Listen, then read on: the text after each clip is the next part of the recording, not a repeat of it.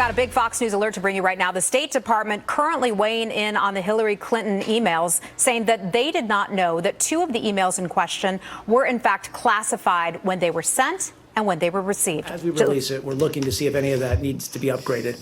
We're not aware, now, with the exception now of these 2 emails that have been flagged, and we're looking at them and working, but we're not aware of any classified material that was sent to her at that time. Okay. But what we're doing and what we have done, frankly, and you know this, is we've redacted stuff after the fact. And then I just have Upgraded it. one please. final question, since it deals with the retention element, which you raised, and it had been the position of this building that the... Again, I think what I would say is we're in discussions with ODNI about their recommendations. They've clearly, and we've seen those and acknowledged the fact that they've taken 2 of the emails and they've said there's no IC equities in these. The other 2 they've said should be classified to, I think, the top secret level. We're now assessing that ourselves internally. Lisa Booth is a vice president at WPA Opinion Research, and Leslie Marshall is a syndicated radio talk show host and a Fox News contributor. Ladies, good afternoon. Let's talk about that just coming out moments ago. In fact, that press briefing is still ongoing right now. But what he just said there is actually, at least as of this morning, at odds with what the intelligence community's inspector general had said, that those emails in question were in fact classified. So how do we square this? Leslie, why don't you start? Well, first of all, I think one of the issues that we've had all along with this, or quite frankly, anything that is considered classified, is what does it say in the subject? Who sent it to whom? How many paths did it take to get to that individual? And if at the time something was sent to or even by the former Secretary of State and was not listed as such, as classified or top secret, then quite frankly, she would be off the hook, and what we just heard would not be so much at odds as what we've heard prior regarding this server and the email sent. You know, Lisa, I would have to think this is the last thing that this administration wants to be dealing with. You've got your State Department spokesman who's answering questions about the previous Secretary of State. They'd rather be talking about a whole bunch of other things. What's likely going on in the White House right now? Well, and Heather, I think you're absolutely right. This is the last thing they want to talk about, and this is the last thing that Hillary Clinton wants to talk about. But this is a self-inflicted wound that she has brought upon herself. She chose to not be honest with the American people. She chose to use a private server to circumvent federal laws, and she also chose to delete half of her emails, and those are the only ones that she has admitted to deleting. And this is what's going to be really problematic for Hillary Clinton, because she is suffering with the trust factor. The majority of Americans don't trust Hillary Clinton, and that's only going to get worse as we see these developments unfold. Well, and Leslie, let's talk about that. We have a new poll out of the state of New Hampshire, and it has Bernie Sanders 7 points ahead of Hillary Clinton in that state. What's going on there?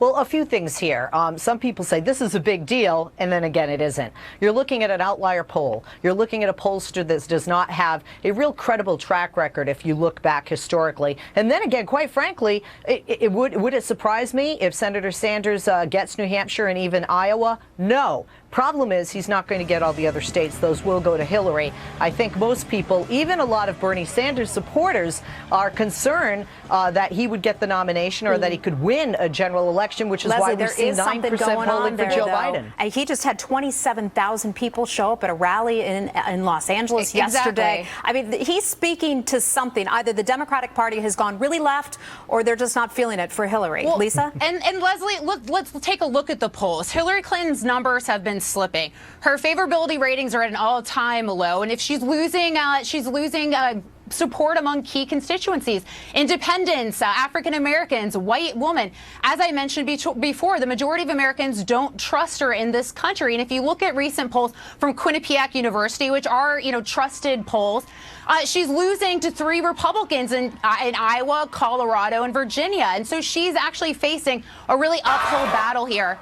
And these new developments are only going to make things worse for her. All right, so let's talk about some Republicans now. Donald Trump, he fired up that big crowd. Did you see that last night on the campaign trail in Michigan? He talked about everything from trade negotiations with China, his book, The Art of the Deal, and this.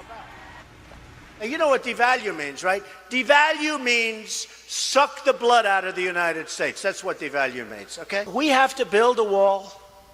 The wall... I said, Rand, I've had you up to here. I've had you. I've had you up. That's my second favorite book of all time. Do you know what my first is? The Bible. Oh, boy, Leslie, you can't beat that. Well, where do I start? Okay, first of all, you know when you have those lovely Trump or Trump for President hats or T-shirts, there's a little label that has 3 words that says Made in China. One of the problems that Donald Trump has here is not just the hypocrisy, but the complicity that he has in weighing into this currency manipulation of China. No question, the manipulation of currency by the Chinese hurts American workers. But the manufacturing of goods by corporations like Trump, Donald Trump at the helm, also takes jobs away from Americans and helps to play into that deficit that we have in import-export with China. There's something wrong when you have made in China on those hats and on American retail shelves. Let me give Lisa the final word. Hey, Lisa, we're still waiting to hear some specific policy prescriptions from him. How long can he hold out?